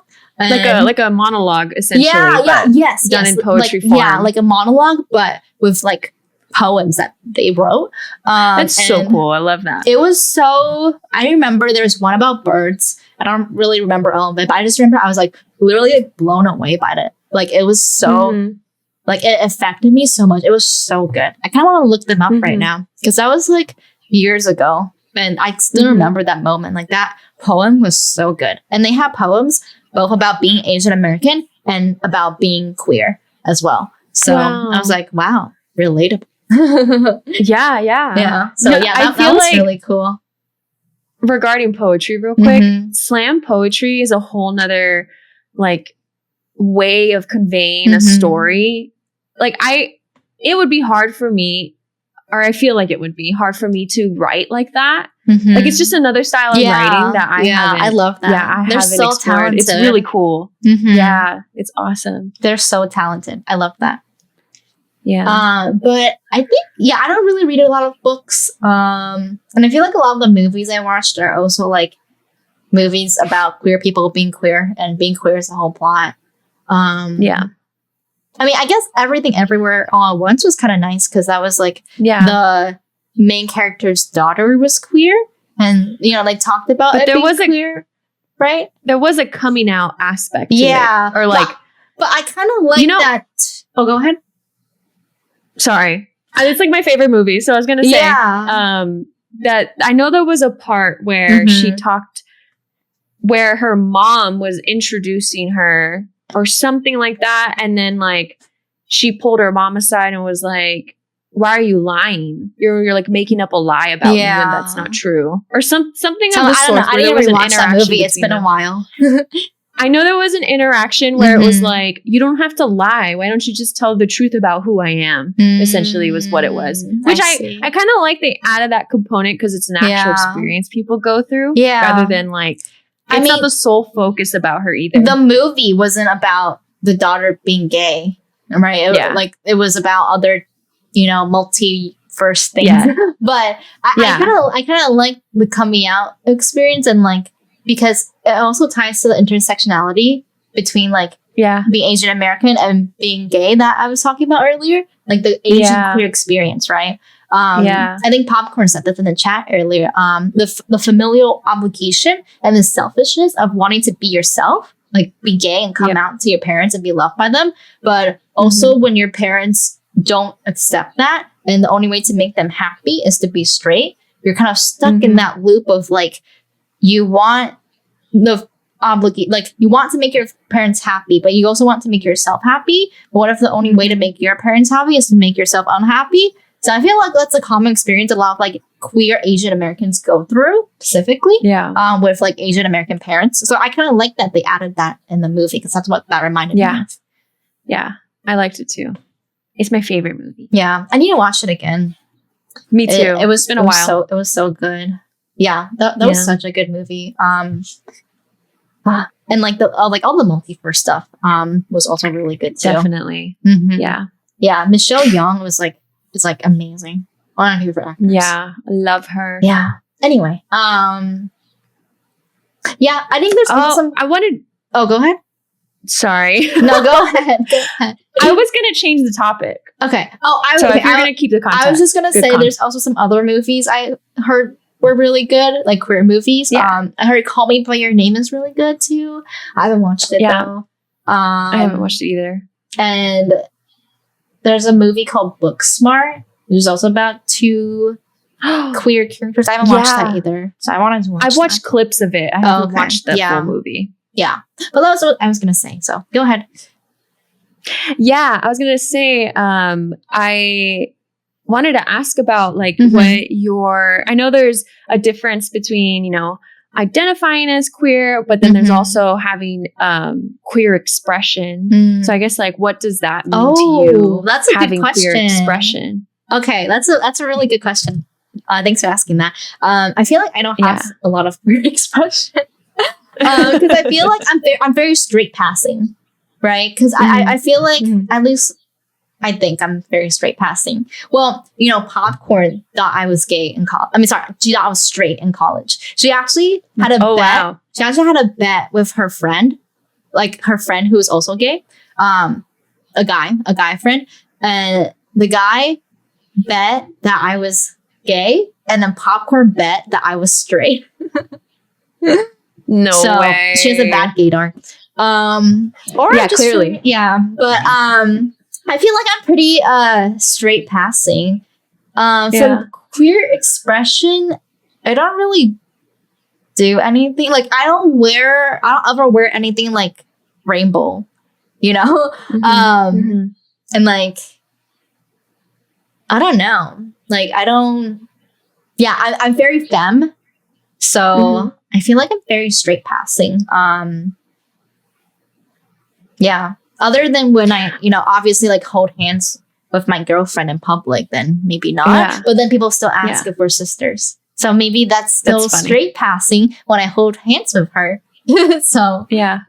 What about you? Yeah, I think like the whole concept of queer expression. I feel like there's like this traditional. It's funny to say traditional with queerness, but there's this traditional way of queer expression, and then there's just being like a human too. Yeah, I think that's me. Like I'm just myself. Like I don't try to be gay. Like I know. Yeah. It's okay if you enjoy, being like, I guess like overly gay. If that makes sense. Like if you like wear a lot of rainbow stuff, if you're very like proud of it, which is absolutely, okay, obviously. But like for me, like I don't really try hard to like show other people I'm gay, I guess, or like wearing like pride stuff. I'm just like, okay, like I don't really do any of that. And I think it's a matter of like what do you prioritize and what feels right for you. And so that's why I asked, like, are there any ways that you would show or express queerness? And like sometimes it's not just like, sometimes it's just being human and just being you. I think it's just being myself and like the latter, like just being myself and feeling pride whenever I am brave enough to tell other people that I have a girlfriend. I think the fact that I'm able to even tell other people that I'm dating a girl is like my way of showing my queer expression and my way of being proud of my sexuality, especially considering how much I struggled to get to this point. Heck yeah. So, yeah. Yeah, I love that. Yeah, I think I've initially thought I was straight passing, but I don't think that's necessarily the case now, especially with my hair. Really? I feel like especially when I had short hair, there have been people who have come up to me and they're like, I know you're not straight. Really? They like literally have said that to me. Yes. So that's why I'm like, I feel like it has shifted ever since I cut my hair. But it wasn't on purpose either. Like for me, it was like I needed a change of pace, but also I was like experimenting with my looks and just like trying out short hair. I've never done short hair before. Yeah. And so that has definitely changed how I go about in the world. Would you ever get a pixie cut? I've always wanted to try it one day. Nice. Yeah. I'm going to go back to longer hair though for now. But eventually I'd probably shave my head one day in my life too. Yeah. But I don't, maybe it is queer expression. Maybe it's just me being me, or maybe that's what queer expression is about. It's just being you. Yeah. Yeah. Yeah. And I love that. I know there are like signifiers when it comes to finding out who's gay and who's not. Yeah. Like there's like the famous, what do you call those? Where I use it as my keychain. What are those called? I forget. Like I don't remember the name, but you basically use it for your keychains. You put your keychains on there, but it's also used for rock climbing. Can I get it? I'm going to get it real quick. Hold on. Rock Labubu's. Labubu's. Yeah, if you have a Labubu, that means you're gay. Labubus are the gay indicator. Sorry. Oh, you're good. We might have to edit this episode more. Okay. It's okay. At least they're like big chunks. We're not editing like every time we say like, that thing. What are these called? I have no idea. Yeah, like stuff like this where really that's like a signifier. Really? That it's supposed to be a signifier. That shows you're gay? Interesting. I've never heard of that. Is that just or like wearing is that just a California thing? I've never heard of that in my life. Interesting. Carabiner. Yes. I've never heard of that. You see a girl with this, like it's supposed to be a signifier. That maybe it's like a California thing. I don't know. I've never heard of that before. It's supposed to show like, they're probably gay or they're they're into women basically. But if you see a girl wearing that, I don't know about dudes. I feel like dudes just be wearing that. I used to. I don't usually now. But when I first started using the carabiner for my keys, because I'd use it to hold my keys, I had no idea that it was supposed to be a signifier that you were gay. Interesting. Until people pointed it out, and I was like, oh, I just used it for the functionality of it. Yeah, I just like clipping it on my purse or clipping it on something, or I use it like as a I would put it around my wrist when I had a bigger one than this. Interesting. I had no idea it was like a signifier for that. So like that's like ways that you can, I guess, express your queerness. Interesting. Or just like let people know you're gay. Also wearing a lot of rings. I heard that's a thing. I've been doing that forever and I didn't know, but I guess wearing a lot of rings. Wow, I didn't know that. A signifier. Oh, interesting. Yeah. Yeah, I feel like there's ways that like you dress or like accessories you wear or like the way you do your hair, you know, at least for you know, females. But I feel like I don't do any of that. Like my hair's always been long. It's just like this, you know? And then I never wear jewelry. I wear a t-shirt, you know, like I feel like I don't do any of that. So most people don't think I'm gay, you know, if they like, especially before I started dating Popcorn, like none of my friends, like I always ask, I was like after the 3 hours of me coming out to them, I'd be like, okay, did you know? And they'd be like, no. Yeah. No, like, oh, wow. They'll all be like, yeah, we had no idea. We thought you were just like not into guys, but we didn't think you would actually be gay. I was like, interesting. Oh. Interesting. Yeah. Oh, I feel like my experience has been like, yeah, I thought there was something at least a little fruity about you. Yeah, no one's ever said that to me. Interesting. Yeah, no one's ever said that to me. Every time they always would think I was straight. No one's ever thought I was gay. Yeah. You know what? I think initially I would have assumed. Yeah. Oh, and then honestly, the guy who had a bet with Popcorn that I was gay, he only said that because he found my Tumblr. That's why. Oh. Yeah. That's why. So if you had a Tumblr, that means you're gay? Well, he found like my Tumblr profile, and then I post stuff on there. So yeah, and if you have a Tumblr, oh yeah, also you're right too. If you have a Tumblr, you're probably gay. Okay, I had a Tumblr, so that makes sense. Yeah. I feel like everyone on Tumblr is gay, or was because I don't use Tumblr anymore. But everyone who was on Tumblr in like that period of time is probably gay. When Tumblr was like the biggest. Yeah, Tumblr. Yeah. Yeah, Tumblr was the place that made me gay. I love that. But yeah, no one ever would think that. Like everyone would always think I was straight. Even if I never showed any attraction to boys at all. Like I never interested. You know, they would just be like, oh, I guess she's just not interested. But no one ever thought I was like actually gay. Which is interesting. Yeah, I don't know.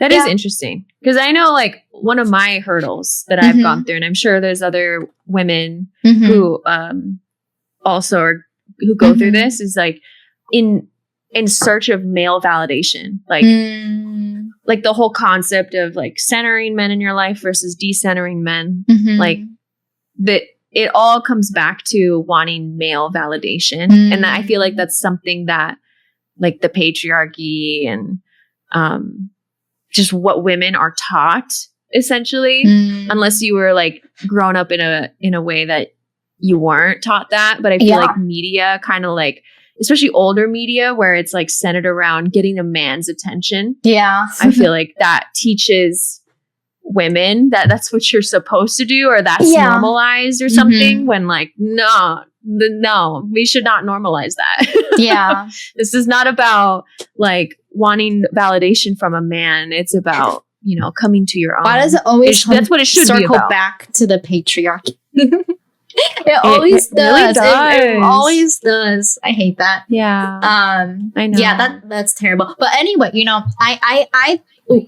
to tell you the truth, when I first met you for that Earthbound session, I just thought you were a lesbian. Like not even bisexual. Like not gonna lie, I actually thought you were. No way. Well, I think you had the LGBTQIA plus tag on Twitch, Yeah. So Yeah. And then I don't know. I just thought you were a lesbian. So wait, but without the tag. Without the tag, would you have assumed?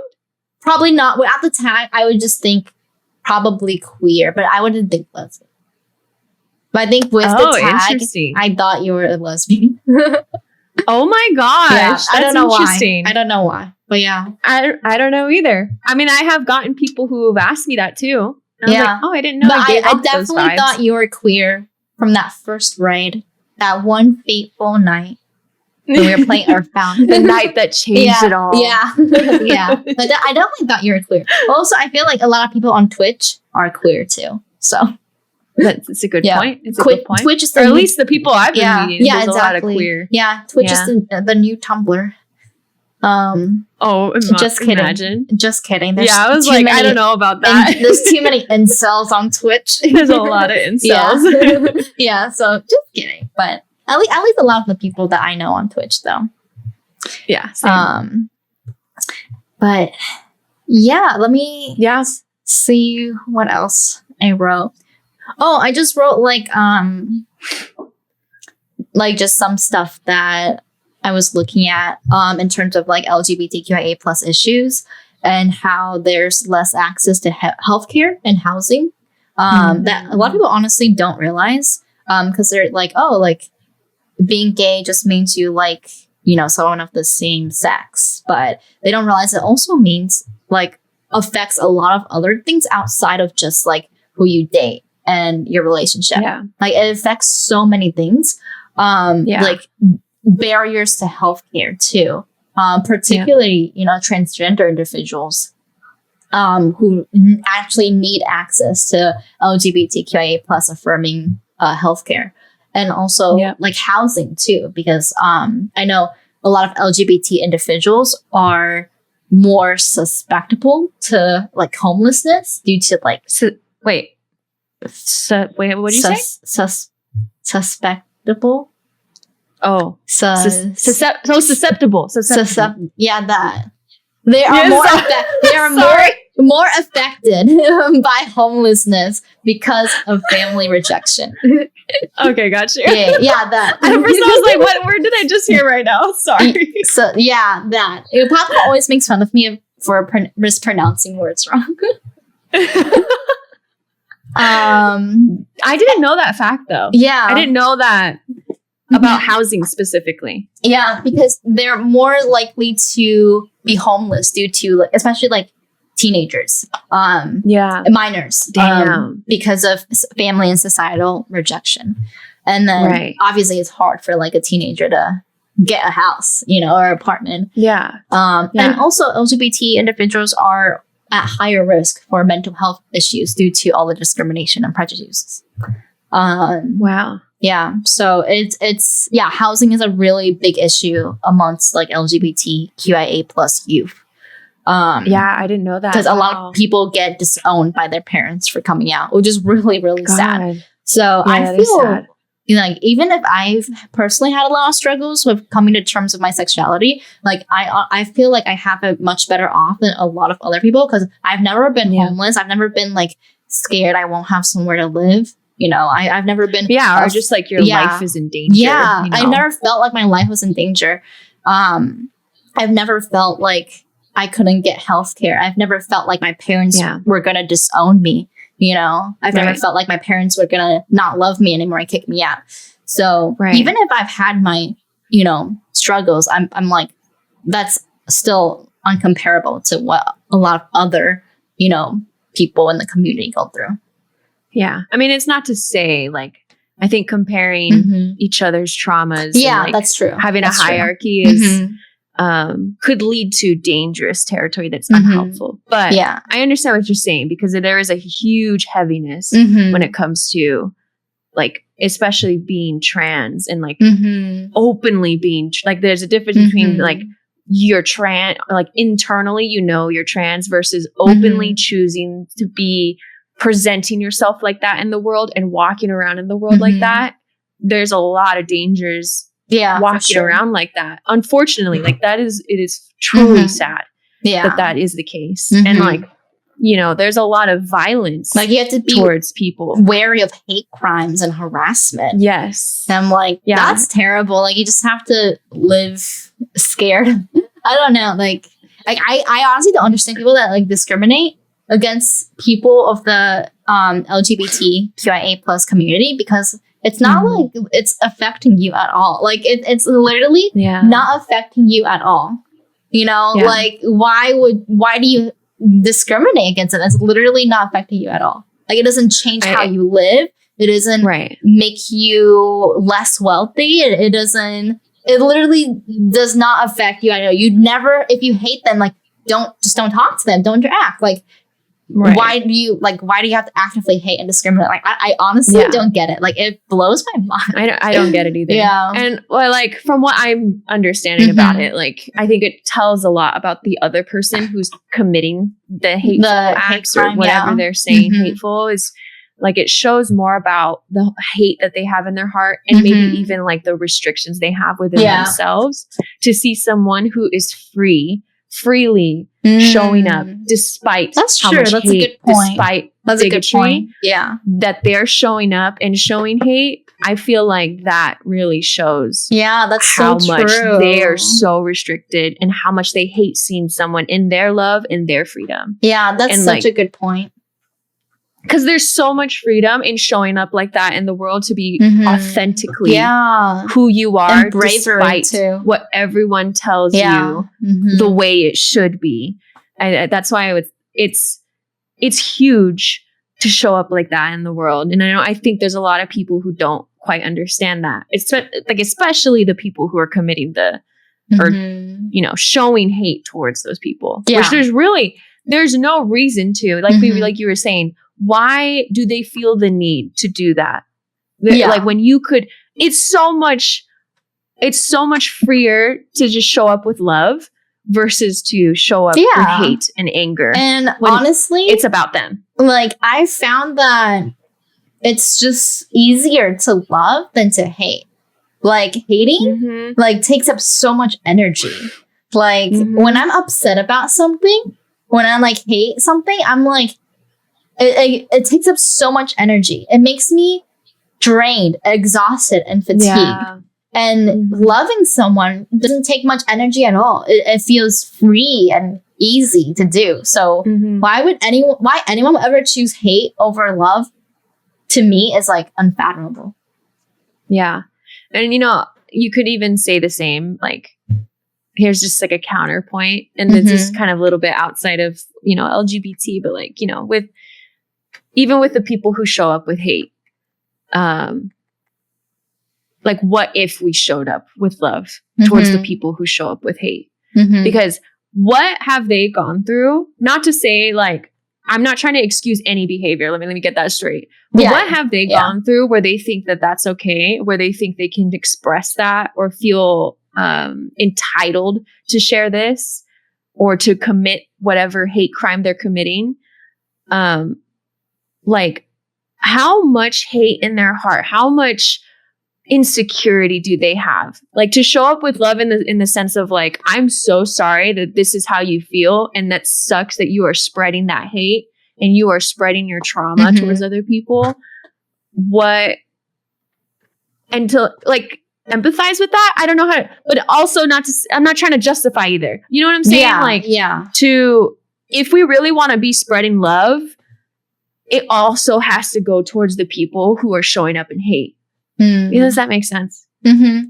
Not to be like, come here, bring it in kind of thing, but just like, I see you and I'm so sorry you feel that way or you are committing these like awful things. But yeah, I don't know. I feel like I need to explore that more, but like that's kind of like where I'm kind of going is like for someone to spread hate, it would be unproductive of us to spread hate back. Yeah, I see. Yeah, I like that approach.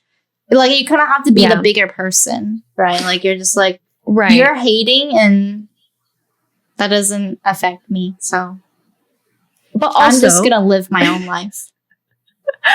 But also like, I do think shaming people goes a long way. That's true. That's also another thing. I think shaming can also be a very helpful course correction. Like they need to understand the consequences of their actions.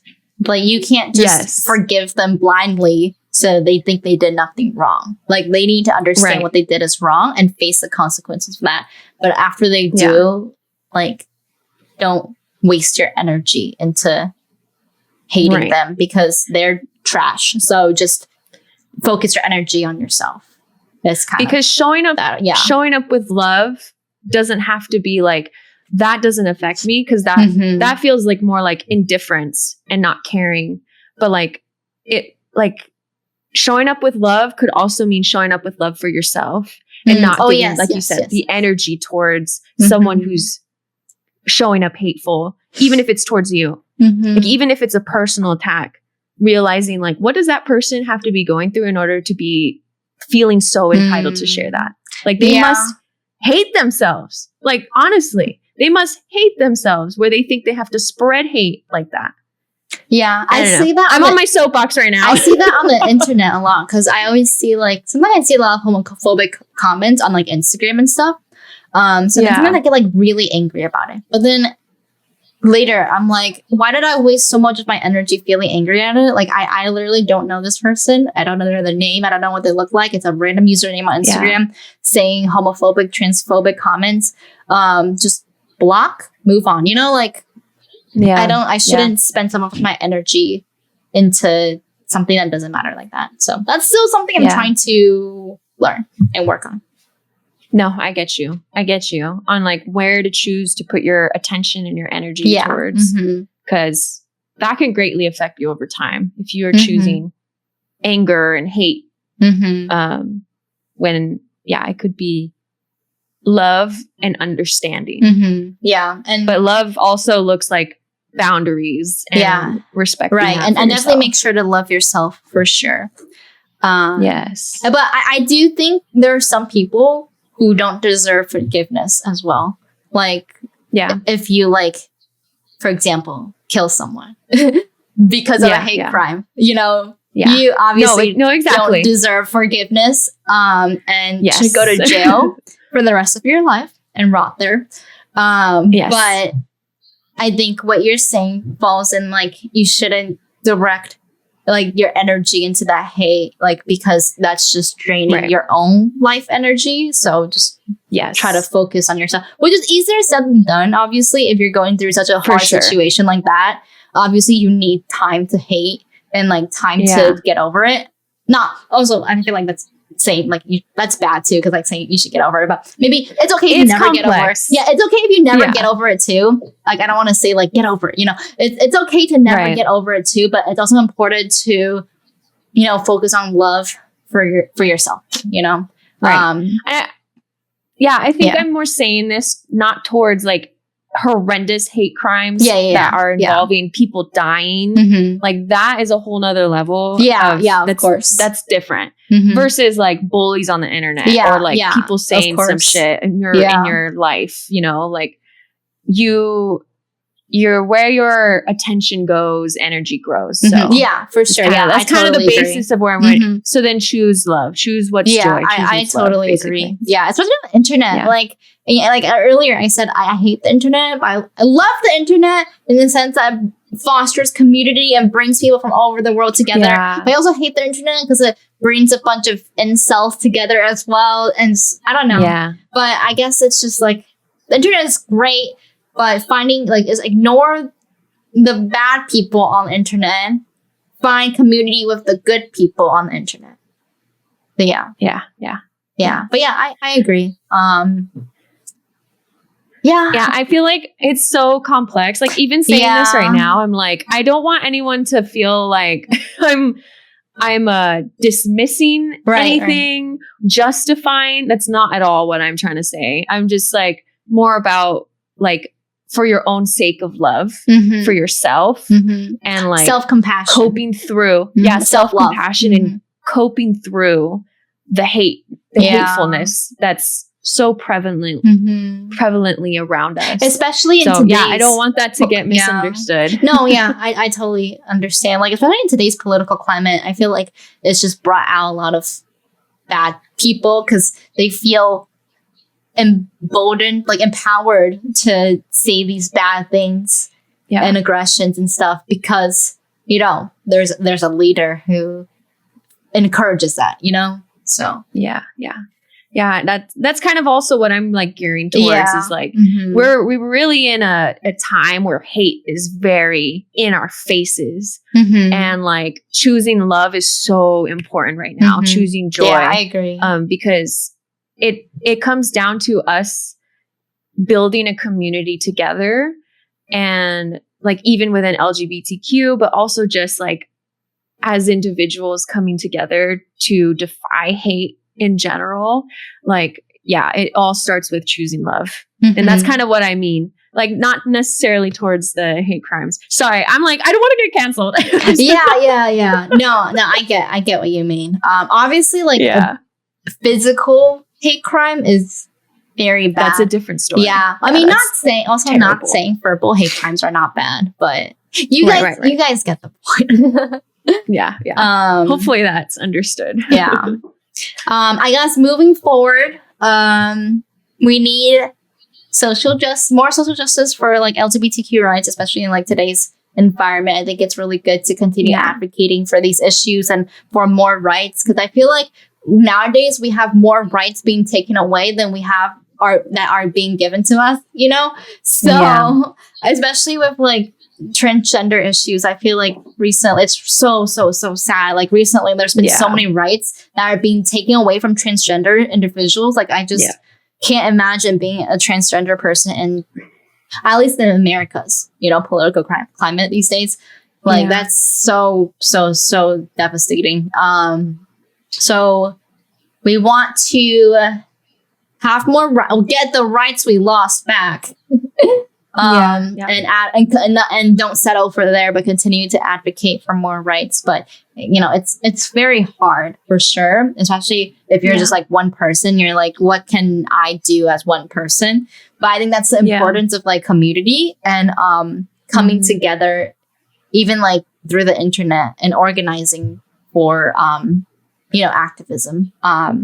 So I saw this like, like the White House like dismissing Pride Month this year and like not saying anything, but there's still like huge Pride parades in DC, like even in front of the White House. It's just like nothing government official, awesome. But just people like organizing on their own. So just stuff like that, It kind of goes back to what I was saying, like choosing love is almost a radical act right now. Like you are literally advocating, like you're being, that's so sad to say, but it's true. Yeah, that's sad, but it's true. It's exactly what I was trying to say. Is like it's literally a radical act. You're an activist when you choose love, because right now hate is such an easy thing that's in our faces. That's so sad though. Like Pride, why does it have to be radical? I know, but that's why Pride is so important, because it's about love. Yeah. Like, but with people like trying to get rid of, Pride and, other minority rights and holidays and celebrations, I feel like it's even more important for us to, come together and like even small things like this podcast, like even just like talk about it, even like something really small, like make a post about it saying like happy Pride, like, or saying like, I'm an ally, but, I think like LGBTQ rights are important and everyone can, feel safe here. I think even like small stuff, even if you have like 10 followers, like small stuff like that is like really important, just like, even if you think your words don't matter, like I'm sure there's going to be, if you have at least one follower, there's going to be at least one person reading that, So don't like keep it in, like just, if you even just posting about it, even just talking about it, like you underestimate the reaches of how far that will go, So yeah, exactly. And I think it's the visibility important. Really matters. Visibility to continue to act, like participate in activism. Talk about it. And Pride Month isn't just June, it's the whole year. Like I think like Pride Month, Asian American Pacific Islander month, like Black History Month, that should be every month, you know? Yeah, like, it should be a year round. Yeah, exactly. I mean, I think it's important to have these month celebrations as like a, you know, focus, you know, of course, but that doesn't mean that you shouldn't continue to participate in activism and, you know, advocacy for that the entire year as well. Yeah, definitely. Yeah. So, yeah. Wow. Yeah. Good episode. Do you have anything else? Yeah, that was. I mean, I think that was really it. Okay. Cool. Yeah, this was a really cool episode. Yeah, me too. I got the same too. I feel like for me, it was a big episode. For me personally, it is really big. Because I feel like I don't talk about this stuff at all online. Yeah. So I was way more comfortable doing the Asian American episode because I've dealt with, you know, Asian American issues a lot. Like I was in the Asian American organization in college. Like I've dealt with and I spoke publicly about Asian American issues before, but never like about LGBTQ issues, you know? So and this is like coming to terms with my sexuality and being like, I just remember like me like 5 years ago, I was still like scared to like just thinking about me then, like a freshman in college versus like me now. Like I'm like, wow, like it kind of makes me proud of myself to see like how far I've come in terms of feeling comfortable talking about my sexuality and accepting who I am and embracing like all of me.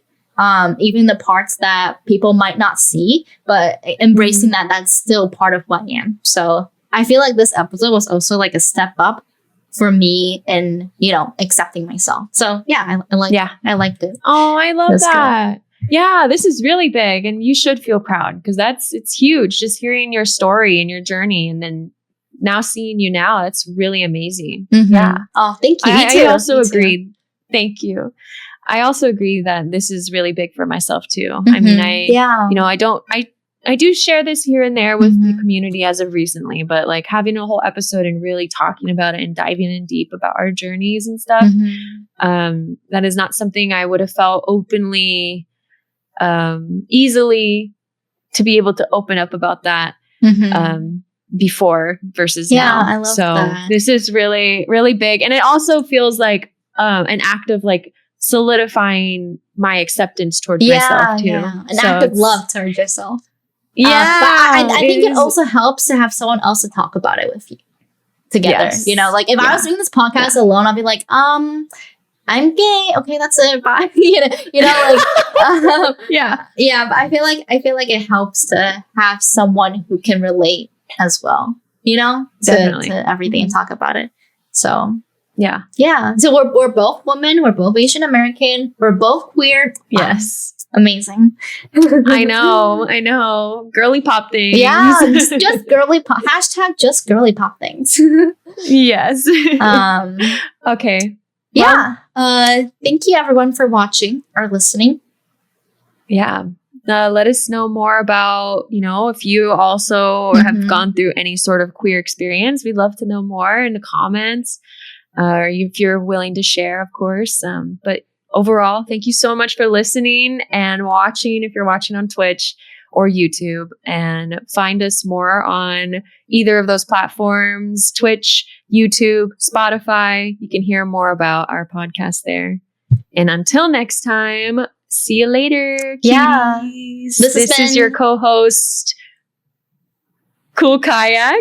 And Blindfoldhero. See you in the next episode, everyone. Bye, cuties. Bye. Bye.